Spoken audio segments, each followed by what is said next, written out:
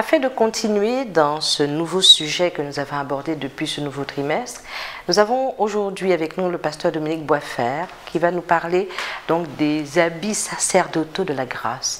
Qu'est-ce que vous entendez par là, pasteur? Eh bien, les habits sacerdotaux de la grâce sont donc une métaphore utilisée par la Bible pour illustrer la grâce telle que Dieu voulait la communiquer aux Israélites à travers le ministère du grand prêtre. Donc, lors de cette étude, nous établirons le lien entre le ministère d'Aaron, un homme comme nous, qui a eu ses moments de faiblesse, mais qui a reçu la grâce de Dieu, et celui de Jésus-Christ, qui a la particularité d'exercer un ministère éternel en faveur de nous. Et parfait et excellent. Un ministère parfait et excellent. Nous vous remercions d'avance et j'espère que l'étude sera passionnante. Grâce à Dieu, oui. Quant à nous, nous allons nous retrouver donc à la fin. Nous vous souhaitons une excellente étude. Bienvenue chers internautes sur ce plateau. Nous sommes heureux de vous accueillir pour partager avec vous le thème qui va faire l'objet de notre réflexion, les habits de la grâce. Il s'agit de mieux comprendre les métaphores qui touchent aux vêtements dans la Bible.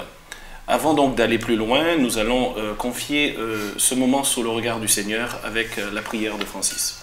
En cet instant présent, nous te réclamons la présence de ton Esprit Saint afin que tu puisses ouvrir notre cœur et notre intelligence, aide-nous à comprendre les différents messages et de nous en tirer effectivement les leçons que tu veux que nous puissions développer dans chacune de notre vie. Bénis-nous, nous t'avons prié au nom de Jésus. Amen. Les vêtements sacerdotaux de la grâce. Alors d'une manière générale, à quoi sert un vêtement dans la vie de tous les jours? Les vêtements servent à couvrir notre nudité. Oui, absolument. Mais quand on parle de vêtements sacerdotaux, c'est quand même assez ciblé. Pasteur Clavier, qu'est-ce que le sacerdoce? Quelle est donc la signification de ce terme? Des hommes ont reçu un appel, ils répondent à cet appel et ils sont consacrés à un service particulier pour Dieu. Voilà, les hommes ont reçu un appel, donc le vêtement sacerdotal va exprimer la nature de cet appel, leur engagement, leur consécration pour Dieu. Alors, la grâce. On a parlé pendant une époque de la grâce présidentielle, lorsqu'un condamné à mort attendait avec beaucoup d'angoisse bien, le dernier avis qui pouvait être donné par le chef de l'État, en tout cas en République française. Mais dans la Bible, qu'indique la grâce générale? C'est un don immérité. C'est un don immérité, oui. C'est donc le don de... Qu'on est sauvé justement par le Christ, par son sacrifice. Voilà, on est sauvé par le Christ, par son sacrifice. Alors, cette étude, bien sûr, quand on parle de vêtements sacerdotaux, les vêtements sacerdotaux nous conduisent donc dans l'Ancien Testament, où pour la première fois, on a la description donc de l'habit que portait le prêtre. Alors est-ce que Lydie peut nous lire le passage justement où il est question de ce vêtement sacerdotal? On le trouve dans Exode, le livre de l'Exode, au chapitre 28, le verset 4 tout d'abord. Ces vêtements comprendront le pectoral, l'éphod, la robe, la tunique brodée, le turban et la ceinture. Ton frère Aaron et ses fils les revêtiront pour exercer leurs fonctions. Voilà, alors quels sont les différents éléments-là qui interviennent dans cette tenue sacerdotale? Ils sont au nombre de combien? 6, oui. Il y a donc le pectoral, l'éphod, la robe, la tunique brodée, la tiare, le turban ou la tiare, et puis la ceinture. Avons-nous d'autres indications sur ce vêtement? Peut-être devrait-on lire avec Lydie encore les versets 29 à 30 du même chapitre. Ainsi, lorsque Aaron entrera dans le sanctuaire, il portera sur sa poitrine le pectoral du jugement avec les noms des tribus d'Israël. De cette manière, moi, le Seigneur, je ne vous oublierai jamais. Toi, Moïse, tu déposeras dans le pectoral du jugement l'Urim et le Thummim, afin qu'Aaron les ait sur sa poitrine lorsqu'il se présentera devant moi. En effet, Aaron devra toujours les porter sur lui en de telles occasions, afin de pouvoir connaître ma volonté à l'égard des Israélites. Voilà. Alors donc ici on a un peu dans ce passage la symbolique. Il consistait en quoi ce pectoral du jugement, cette partie de l'habit sacerdotal, et qu'est-ce que cela indiquait d'après le texte? Ça révélait un peu la volonté de Dieu, quand il y avait une question posée justement, une question cruciale. Donc dans le pectoral du jugement, il y avait deux pierres. Deux pierres, ouais. Que l'on appelait l'Urim et le Thummim, et donc en cas de besoin de consultation de la volonté de Dieu, le prêtre, comme dans un tirage au sort, pouvait donc la connaître. Oh, mais ça portait sur quoi, Pasteur Clavier, l'Urim et le Thummim? Qu'est-ce que cela indiquait de manière radicale? Si l'homme était approuvé, ou le peuple, par Dieu ou pas. C'était une manière pour le grand prêtre de révéler la volonté de Dieu dans le sens d'une approbation ou d'une désapprobation. Donc ce pectoral du jugement comprenait l'Urim et le Thummim. Mais quand on le voyait de visu extérieurement, oui Olivier. Le pectoral était aussi la présentation des 12 tribus d'Israël qui représentaient par chacune des pierres précieuses devant le Seigneur. Donc c'est vraiment le grand prêtre qui présente les 12 tribus d'Israël devant le Seigneur pour le jugement qui est là. Voilà, absolument. Donc c'était comment dirais-je, une pièce assez précieuse, hein, puisqu'il y avait toutes ces pierres sur lesquelles était inscrit le nom des 12 tribus. Alors, je lis dans le texte, au verset 30, donc Exode chapitre 28, verset 30, « Tu placeras dans le pectoral du jugement l'Urim et le Thummim, ils seront sur le cœur d'Aaron quand il entrera devant le Seigneur.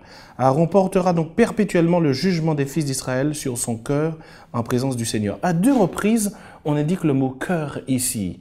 Quelle relation peut-on établir entre le lieu où se trouve ce pectoral et puis le cœur? Qu'est-ce que l'on peut tirer de cette indication? Le cœur. Le cœur est, on va dire, le lieu où réside l'amour, où résident les sentiments que présente une personne envers une autre personne. Oui, donc le cœur est le lieu de l'affect, hein? Oui, mais d'un point de vue biblique, qu'est-ce que le cœur peut encore dire, au-delà même des sentiments? Ça désigne le côté intime de la personne. Absolument. Vraiment le côté personnel. Et porter sur son cœur, c'est porter quelque chose au fond de soi. Au fond de soi, oui. Je pense à un verset qui dit aussi « Garde ton cœur plus que toute autre chose, car de lui proviennent les sources de la vie. » Oui. Donc c'est vraiment, on va dire, l'essentiel. C'est comme une espèce de centre où de toute façon tout part du cœur. Tout part du cœur. Jésus disait que c'est de l'abondance du cœur que la bouche parle. Que la bouche parle. Donc quand Dieu demande dans la fabrication de cette tenue sacerdotale, quand il demande de placer sur le cœur du grand prêtre une pierre qui représente chacune des 12 tribus d'Israël, qu'est-ce que cela révèle sur Dieu et sur ses dispositions vis-à-vis du peuple d'Israël? Dieu a beaucoup de considération pour son peuple, Dieu aime son peuple, et Dieu ne va pas juger son peuple à la légère, il va être toujours à côté de lui, car il y a bien le mot « toujours » qui apparaît plusieurs fois dans ce verset. Le but, c'est que les 12 tribus soient vraiment au cœur de la considération divine, en fait. Absolument, au cœur de la considération divine. Concernant le plus grand commandement, cette question avait été posée à Jésus par un maître légiste, et quelle réponse Jésus avait donnée à cette question? Maître, quel est le plus grand commandement? Oui, tu aimeras ton Dieu, tout ton cœur, toute ton âme, voilà. Et ton prochain comme toi-même. Hein? Donc, le commandement par excellence consiste à aimer Dieu de tout son cœur. Donc, avec toutes ses énergies, avoir Dieu en soi, dans la partie la plus intime de soi. Oui. Il y a aussi un verset qui dit aussi, là où sera ton cœur, là où sera ton trésor, là sera ton cœur. Donc c'est considéré effectivement comme un trésor aussi. Absolument. Donc le cœur, c'est les sources de la vie. Le cœur, c'est à partir du cœur que nous nous exprimons. Le cœur, c'est là où nous devons porter Dieu en nous. Et puis le cœur du grand prêtre, c'est là où il porte devant le Seigneur avec une volonté de rédemption, eh bien, les 12 familles d'Israël. Alors, essayons d'imaginer un petit peu ce prêtre quand il se déplaçait dans sa tenue, avec sa tunique, son éphod, donc sa ceinture, son turban, avec les pierres précieuses qui étincelaient sur sa poitrine. Quelle impression tout cela dégageait-il? On voyait déjà qu'il est différent des autres, mais aussi on voyait une sainteté, une certaine pureté dans sa façon de s'habiller. Absolument. Ce n'étaient pas des vêtements anodins, et donc ces pierres précieuses indiquaient bien cette notion de sainteté, le fait d'être mis à part. Nous sommes d'accord. On voit à travers les vêtements qu'il porte la perfection de Dieu. Donc Dieu était vraiment avec lui lorsqu'il portait ses vêtements. Absolument. Ces vêtements indiquent aussi donc une certaine perfection, une autorité, une solennité. Oui, donc on pouvait difficilement imaginer un prêtre habillant ainsi et exerçant son action, son activité à la légère. Absolument. Alors, qui a porté cette tenue de grand prêtre pour la première fois? C'est le frère de Moïse, donc Aaron. Donc le premier homme qui a porté cette tenue sacrée pour indiquer à quel point Dieu portait dans son cœur donc le destin d'Israël, c'est bien sûr Aaron. Et alors, d'un point de vue humain, est-ce qu'on peut considérer qu'Aaron, c'était le frère de Moïse, mais est-ce que ça suffisait pour qu'il ait un tel privilège? Est-ce que d'un point de vue humain, il en était digne? Pas du tout. Alors Francis, dis-nous pourquoi on pourrait s'interroger sur la légitimité d'Aaron. Parce que Aaron, justement, avait été, on va dire, un des instruments qui avait participé un peu à la révolte du peuple d'Israël. Parce qu'il avait demandé aux femmes d'enlever leurs bijoux pour les faire fondre et ensuite faire un veau de l'or. Absolument. Nous allons lire ce texte. Donc il se trouve dans le livre de l'Exode, au chapitre 32, versets 1 à 6. Le peuple, voyant que Moïse tardait à descendre de la montagne, s'assembla autour d'Aaron et lui dit : « Allons, fais-nous un Dieu qui marche devant nous, car ce Moïse, cet homme qui nous a fait sortir du pays d'Égypte, nous ne savons ce qu'il est devenu. » Aaron leur dit : « ôtez les anneaux d'or qui sont aux oreilles de vos femmes, de vos fils et de vos filles, et apportez-les-moi. » Et tous ôtèrent les anneaux d'or qui étaient à leurs oreilles, et les apportèrent à Aaron. Il les reçut de leurs mains, jeta l'or dans un moule, et fit un veau en métal fondu. Et ils dirent : « Israël, voici ton Dieu, qui t'a fait sortir du pays d'Égypte. » Lorsque Aaron vit cela, il bâtit un autel devant lui, et il s'écria : « Demain, il y aura une fête en l'honneur de l'Éternel. » Le lendemain, ils se levèrent de bon matin, et ils offrirent des holocaustes et des sacrifices d'action de grâce. Le peuple s'assit pour manger et pour boire, puis ils se levèrent pour se divertir. Comment jugez-vous ici, ou comment appréciez-vous, ou quelle évaluation faites-vous ici du comportement d'Aaron, le frère de Moïse? Est-ce qu'il y a là des choses qui peuvent surprendre? Il est très influençable par le peuple. C'est un homme qui a l'air d'être effectivement influençable. Manipulable également.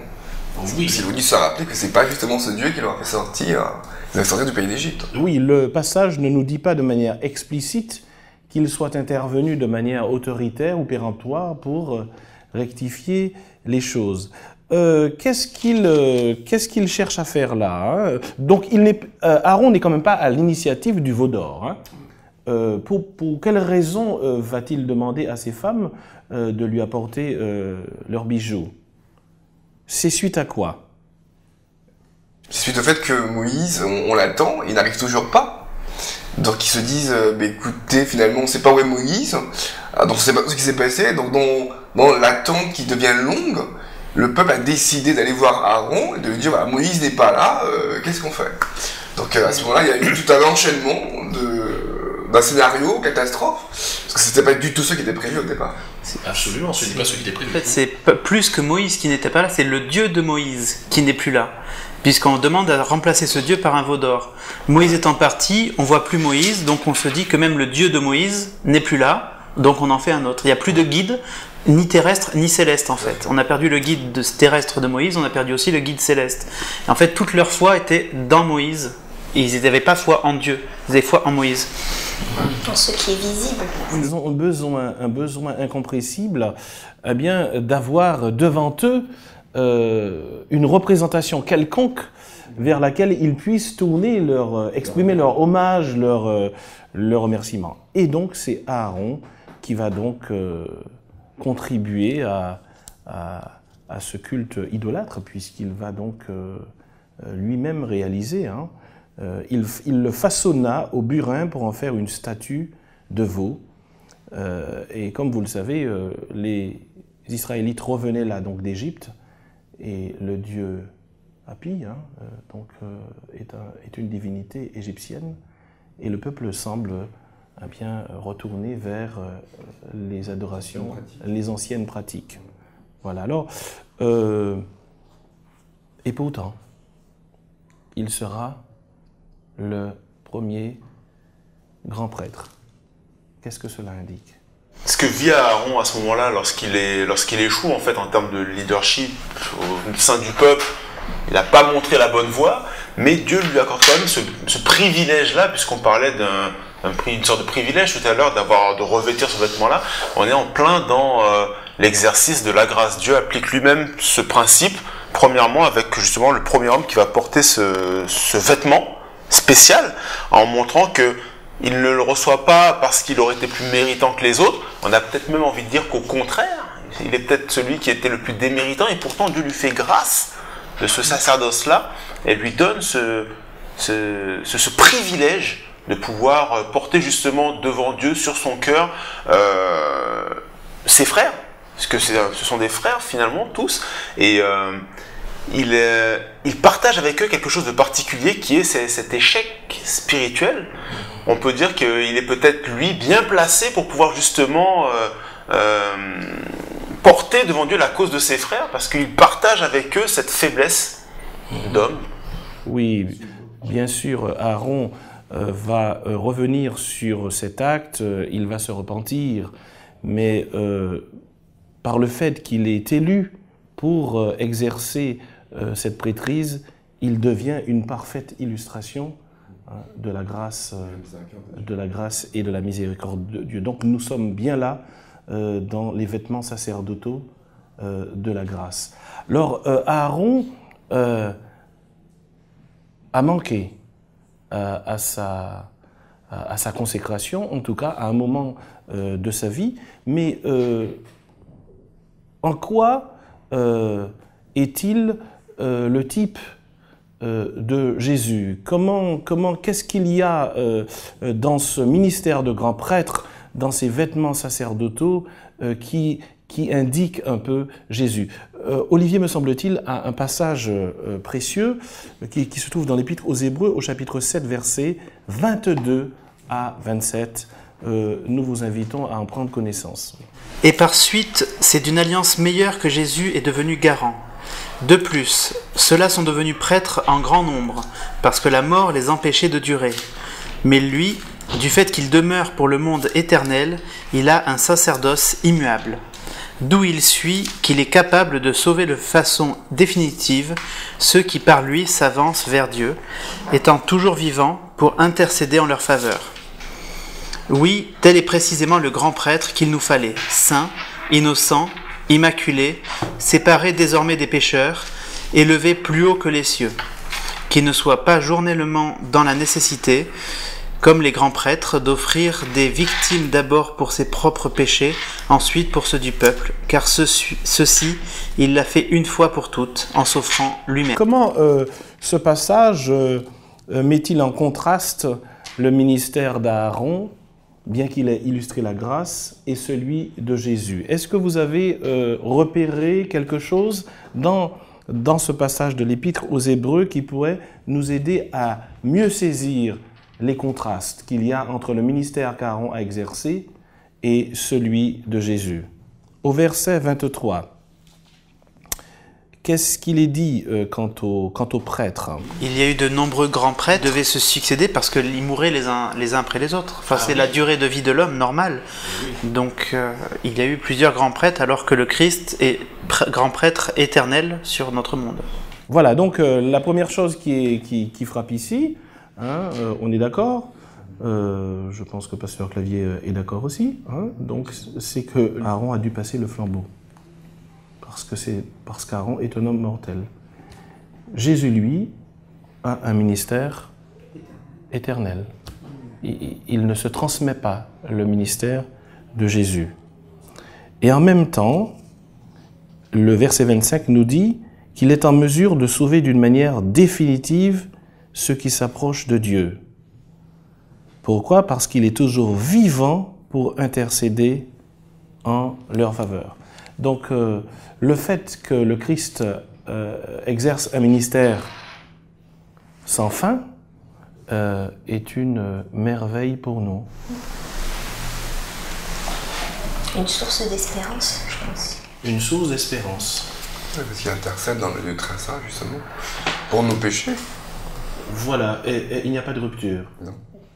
Parce que imaginons que le ministère du Christ se fasse en pointillé ou avec des blancs, et que pendant ce blanc, il y a un moment de vide et je me trouve en situation difficile.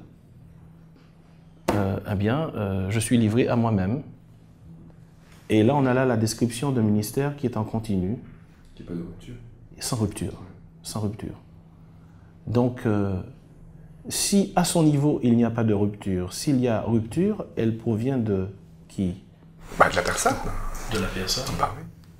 De nous.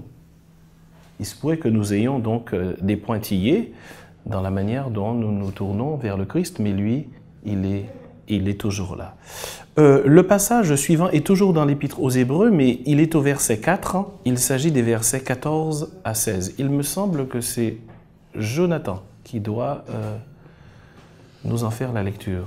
Puisque nous avons un grand prêtre qui a traversé les cieux, Jésus, le Fils de Dieu, restons attachés à ce que nous reconnaissons publiquement, car nous n'avons pas un grand prêtre insensible à nos faiblesses. Il a été soumis sans péché à des épreuves en tout point semblables. Approchons-nous donc avec assurance du trône de la grâce pour obtenir compassion et trouver grâce en vue d'un secours opportun. Voilà, mais est-ce qu'on ne pourrait pas dire que ce passage nous éloigne un peu de notre titre? Nous parlions de vêtements,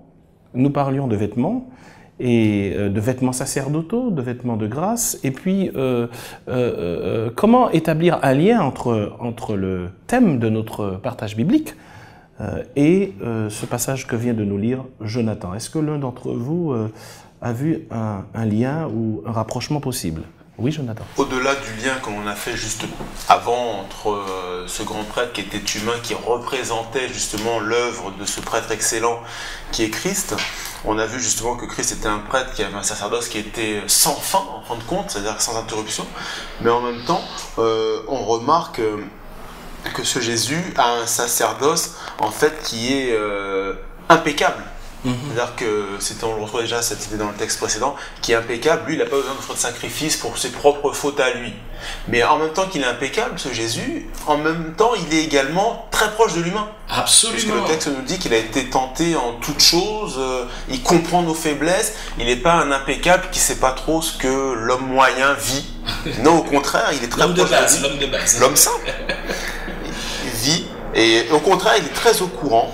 Et justement, ce Jésus nous est accessible, parce que ce Jésus, en même temps qu'il nous est accessible, il est lui-même tout près du trône de grâce. Alors lorsqu'on se rapproche de ce Jésus accessible, on se rapproche du trône justement de la grâce, trône auprès duquel, visiblement, selon ce qu'on a pu dire au départ de notre échange, on est en mesure d'obtenir des choses auxquelles on n'aurait pas droit, mais qui par l'intermédiaire de Jésus deviennent en tout cas accessibles.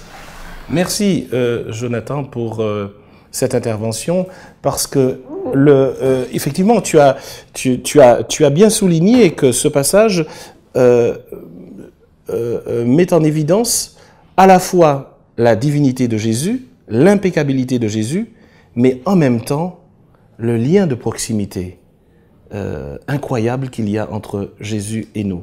Et qu'est-ce qui a rendu Jésus si proche de nous, justement, dans le passage? C'est le fait qu'il est passé par toutes les tentations que nous avons en général sur Terre, par toutes les faiblesses. Donc en fait, c'est pas quelqu'un, par exemple, qui est sur un trône et qui sait pas ce que l'autre a vécu, pour pouvoir comprendre justement qu'il a besoin d'une intercession. Donc c'est ça qui est intéressant, c'est qu'on a un modèle évidemment qui est impeccable, mais qui est passé par tous les chemins, toutes les épreuves, toutes les difficultés, et ça le rend d'autant plus crédible. Oui. Parce qu'on sait qu'on s'adresse à quelqu'un qui peut nous comprendre dans nos faiblesses. Qui peut nous comprendre, oui. Et ça a plus d'ailleurs à même à nous pardonner. Tout à fait. Donc l'impeccabilité de Jésus n'établit pas une distance froide entre lui et nous. Non, pas du tout. Bien au contraire. Puisque c'est une impeccabilité qui a été éprouvée. Oui. Et donc qui est le fruit d'une vie consacrée à Dieu, une vie qui a été marquée par la tentation, par des sollicitations de toutes sortes, et dans laquelle Jésus a été victorieux. Quel encouragement cela nous communique-t-il? C'est même un gage de crédibilité, même. C'est un gage de crédibilité. Voilà. Alors donc, puisqu'il est crédible, comment est-ce qu'on nous invite? Comment est-ce que le texte nous invite à nous approcher de lui? Avec assurance. Avec assurance. Il n'y a pas de doute possible. Il n'y a pas de doute possible. On y va franco. Ouais. On attaque. Tout à fait, ouais. Et on va vers lui. Franchement, directement. Sans complexe, sans peur. Sans peur. Et sans intermédiaire. Il est l'intermédiaire. Il est le médiateur. C'est lui qui fait le lien. Oui, Pasteur Clavier souhaitait ajouter quelque chose. Tous ces aspects de la vie du Christ, en passant par une démarche d'humilité, mais ayant remporté la victoire, ça nous pousse à aller de l'avant et à nous confier à lui en permanence, quoi. Voilà, donc on peut très bien imaginer donc ce Jésus dans cette tenue sacerdotale et qui porte sur son cœur nos noms à nous, le nom de chacun d'entre nous, et qui porte cela comme une pierre précieuse. Et en plus, il pourvoit même à nos besoins. Et il pourvoit. Ça arrive sur le gâteau. Cette invitation à l'approche sous-entend qu'il va répondre à nos besoins, qu'il saura nous assister. D'ajouter que la fin du verset 16 nous donne un élément important. Donc, comme on disait, on nous est invité à s'approcher avec assurance du trône de la grâce, mais parfois on peut avoir le sentiment que c'est pas encore le bon moment parce qu'on n'est pas assez impeccable soi-même pour pouvoir oser s'approcher du trône de la grâce. Et le texte nous dit, à la fin du verset 16, on s'approche non pas parce qu'on a besoin de rien, mais on s'approche justement en vue d'un secours opportun. C'est-à-dire que c'est justement parce qu'on est en situation de besoin qu'on est d'autant plus invité à s'approcher du trône de la grâce, parce qu'on a besoin d'obtenir de ce Dieu quelque chose que nous-mêmes on ne peut pas produire pour chacun pour soi en fait. Voilà, on obtient quoi, Jonathan, de ce Dieu, afin d'obtenir quoi? Ah ben un secours. Secours. Secours. Et j'aime beaucoup parce que le terme secours est d'un vague absolu, mais en même temps d'une précision redoutable. C'est-à-dire que il n'y a pas de limite à ce secours-là. Il n'a pas de forme, il n'a pas de taille. C'est un secours qui est absolu pour toutes les difficultés, pour tous les problèmes.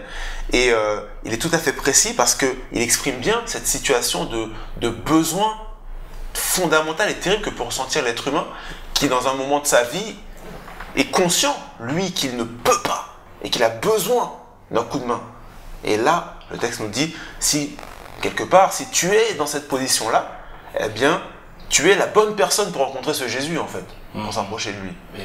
Donc, une fois que l'on a rencontré ce Jésus dans un besoin crucial et que l'on a expérimenté sa main secourable, que devient-on? Alors, il y a un passage qui se trouve dans 1 Pierre 2, verset 9, que Marina va nous lire. Mais vous êtes une race élue, une communauté de rois prêtres, une nation sainte, un peuple que Dieu a libéré pour que vous célébriez bien haut les œuvres meilleures de celui qui vous a appelé à passer des ténèbres à son admirable lumière. Alors, je suis un peu perdu. Nous étions tout à l'heure dans une approche très claire où on nous indiquait que Jésus était notre grand prêtre, celui qui porte les vêtements sacerdotaux de la grâce. Et ici, on nous dit autre chose. On nous renvoie, nous, à une prêtrise. Alors, comment comprendre les deux.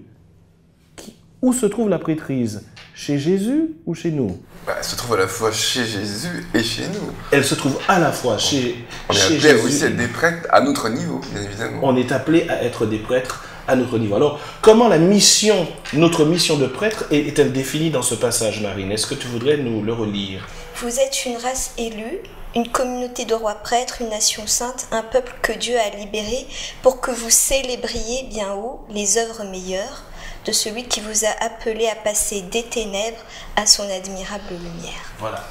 Donc, ce ministère de secours que Dieu exerce en ma faveur, on est d'accord, il me permet de passer des ténèbres, du doute, de l'angoisse, de la peur, à la lumière du salut. Avec ce passage-là, on revient à cette situation d'Aaron. Oui. C'est-à-dire que justement, lorsqu'on était en situation de besoin de secours, qu'on s'approchait de Christ, qu'est-ce qu'on est devenu? Eh bien, des personnes qui ne méritaient pas justement une position de confiance, j'ai envie de dire. Eh bien, on est des personnes, Dieu fait de nous des personnes justement qu'il revêt de cette tenue de sacerdoce également, qui vont avoir le privilège de pouvoir s'approcher de lui directement pour pouvoir porter devant lui, sur notre cœur aussi, nos frères, nos voisins, nos amis, etc. Et il fait de nous j'ai envie de dire des acteurs, comme il l'a fait d'Aaron, en fin de compte, finalement. Oui. Je crois qu'il y a aussi celui qui est modèle et celui qui est imitateur du modèle. Et je crois qu'on est dans une communauté effectivement chrétienne, mais on est tous appelés, quelque part, à marcher dans les pas du Christ. C'est-à-dire à le représenter d'une certaine façon, même si on n'est pas éternel, même si on ne va pas, en tout cas pour l'instant, vivre éternellement sous la terre, mais il nous demande justement d'imiter son modèle. Donc finalement, la foi et tout ce qui comporte la religion se vit toujours dans un partage. On ne garde rien pour soi. Tout est partage, et même dans l'esprit du ciel, c'est un peu l'esprit de partage, l'esprit du don de soi, l'esprit d'amour, l'esprit de service. De l'esprit de service, absolument. Il y a un aspect aussi qu'aujourd'hui, si on a un sacerdoce, il n'est plus semblable à ce qui se faisait autrefois, bien sûr, avec des sacrifices, etc. Je crois qu'un des aspects les plus forts, c'est quand même celui de la prière, d'intercession auprès des autres, auprès de Dieu, pour les autres, pour notre entourage. Comme Jésus reste toujours aussi notre intercesseur auprès du Père, eh bien, il nous invite nous-mêmes à être des intercesseurs auprès de lui, auprès des hommes, mais aussi de porter les hommes vers Dieu dans toutes les différentes situations par lesquelles ils peuvent traverser. Donc, quand on devient comme cela un vecteur de la grâce, ayant reçu nous-mêmes cette grâce, donc ayant revêtu des vêtements sacerdotaux de grâce, nous devenons maintenant des hommes et des femmes qui invitons les autres à revêtir Christ. Donc, il fait de nous des acteurs visant non plus à dénuder l'autre, à le mettre en situation de vulnérabilité, mais à l'habiller. Et à l'habiller comment? À l'habiller de façon royale. Je dirais même à se laisser habiller par... Oui, à se laisser habiller. Merci par pour le cette Christ. formule passive qui minore notre rôle que nous voulons exercer dans un esprit de service et sans prétention. Mais nous devenons des vecteurs, puisque le texte que nous a lu Marina tout à l'heure indiquait bien le privilège de celui qui a reçu cette grâce auprès du trône. C'est toujours facile de communiquer comme cela la grâce. À quoi se heurte-t-on souvent quand on veut la communiquer? Il me semble que Jonathan, tout à l'heure, dans son explication du texte, a effleuré cette question. Qu'est-ce qui fait que les gens ont du mal parfois à aller au trône de la grâce? Parce qu'ils ont... on peut avoir parfois le sentiment qu'on n'est pas... C'est pas encore le bon moment, on n'est pas assez propre. Oui. On n'a pas fait encore assez d'efforts pour mériter d'entrer en communication avec Christ, justement pour obtenir cette grâce. On pense qu'il faut s'approcher de Dieu lorsqu'on n'a presque plus besoin de rien. Quand on a su suffisamment faire de choses, ben là on se dit voilà, là j'y vais. je lui demande très peu, il va pouvoir me donner le peu que je demande, mais c'est pas ce qui nous est proposé comme stratégie céleste là. Au contraire, c'est le besoin. À partir du moment où on est en situation de besoin, on est la bonne personne pour rencontrer Christ. Voilà. 99% de transpiration et puis 1% de grâce, quoi. Hein.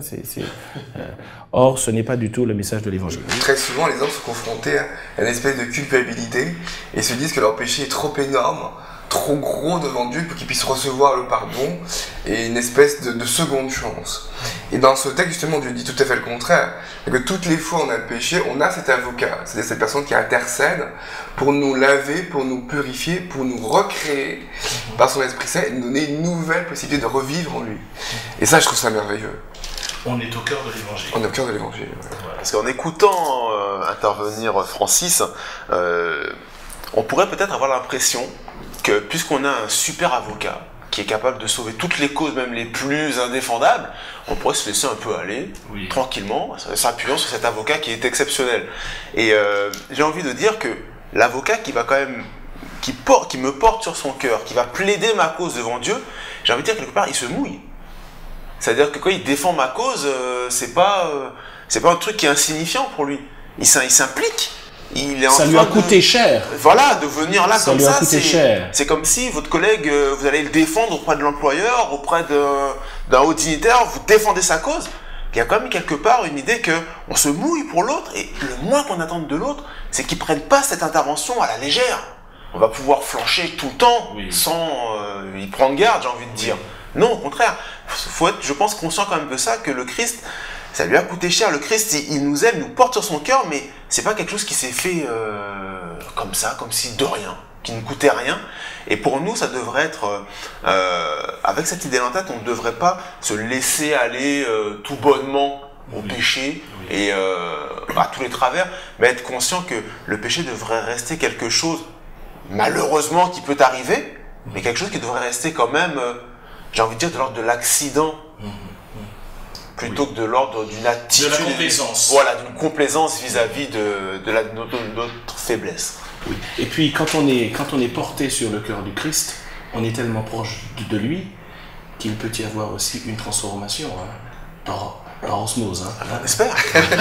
C'est le but de l'opération. On est si proche de lui, on est dans un tel environnement que finalement, on se laisse impressionner. Mais je crois qu'il y a justement quelque chose qu'il ne faudrait pas oublier, c'est que Dieu nous donne la possibilité justement de ne pas retomber. Donc il nous donne la force évidemment pour qu'on puisse pas trouver justement cette espèce de complaisance, c'est-à-dire voilà, puisque Dieu est là, bon ben il n'y a pas de souci, on peut recommencer. Non, pas du tout. Il nous donne la victoire sur le péché, mais aussi la victoire de pouvoir être fidèle. Et ça, c'est important. On verrait difficilement quelqu'un avec une magnifique tenue, eh bien, une belle tenue aller se vautrer dans la poussière. Voilà, et dans la grâce une nouvelle fois. Voilà donc ce que nous avons voulu partager avec vous, chers internautes. Nous vous invitons à un excellent partage en tant que prêtre de ce sacerdoce universel que nous sommes appelés à exercer chaque chrétien. Merci et au revoir. Alors j'espère que vous avez passé une excellente étude et que vous avez eu l'occasion de comprendre le lien qui existe entre les vêtements sacerdotaux et la grâce qu'exerce notre Seigneur Jésus-Christ et qu'il a exercé lors de son séjour sur la terre. Alors n'oubliez pas de nous écrire. Alors je voudrais simplement dire à tous ceux qui nous ont écrit, ne vous inquiétez pas, nous allons vous répondre. Donnez-nous seulement un petit peu de temps. Alors je vous souhaite une excellente semaine et à bientôt. Au revoir.